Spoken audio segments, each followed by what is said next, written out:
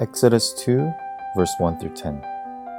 Now a man from the house of Levi went and took as his wife a Levite woman. The woman conceived and bore a son, and when she saw that he was a fine child, she hid him 3 months. When she could hide him no longer, she took for him a basket made of bulrushes and daubed it with bitumen and pitch. She put the child in it and placed it among the reeds by the riverbank. And his sister stood at a distance to know what would be done to him. Now the daughter of Pharaoh came down to bathe at the river, while her young woman walked beside the river. She saw the basket among the reeds and sent her servant woman, and she took it. When she opened it, she saw the child, and behold, the baby was crying. She took pity on him and said, "This is one of the Hebrews' children."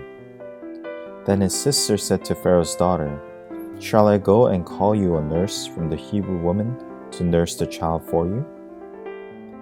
And Pharaoh's daughter said to her, "Go." So the girl went and called the child's mother. And Pharaoh's daughter said to her, "Take this child away and nurse him for me, and I will give you your wages." So the woman took the child and nursed him. When the child grew older, she brought him to Pharaoh's daughter, and he became her son. She named him Moses, because, she said, "I drew him out of the water." In the book of Genesis, God tells Abraham of what would happen to his descendants and what God will do to save them from this upcoming event. Genesis chapter 15, verse 13 and 14 says, "Then the Lord said to Abram, Know for certain that your offspring will be sojourners in a land that is not theirs, and will be servants there, and they will be afflicted for 400 years. But I will bring judgment on the nation that they serve, and afterward they shall come out with great possessions." God has already known of the difficulties Israelites were to face, and He already had a plan to save them. God's plan for salvation that He had already prepared had now begun in today's passage through His chosen instrument, Moses. Even from birth, Moses' life was in danger. But God's divine plan for salvation cannot be faltered by any worldly plans.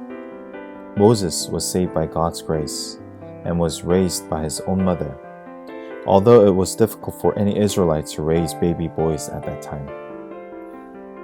God has a plan for salvation in our lives, not only our own, but people around us as well. God has already begun His plan for salvation years ago upon the cross through Jesus Christ, and has brought the gospel to us through His chosen instruments. He is working in our lives as well to bring the gospel to others around us as we become His chosen instruments to share the gospel to them. Philippians chapter 2 verse 13 says, "For it is God who works in you, both to will and to work for His good pleasure."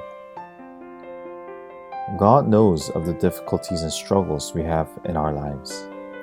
He is already working all things in our lives, even the difficulties, to fulfill His plan for salvation. As we meditate on today's passage, may we have a greater thanksgiving, knowing that God is fulfilling His plan in our lives today.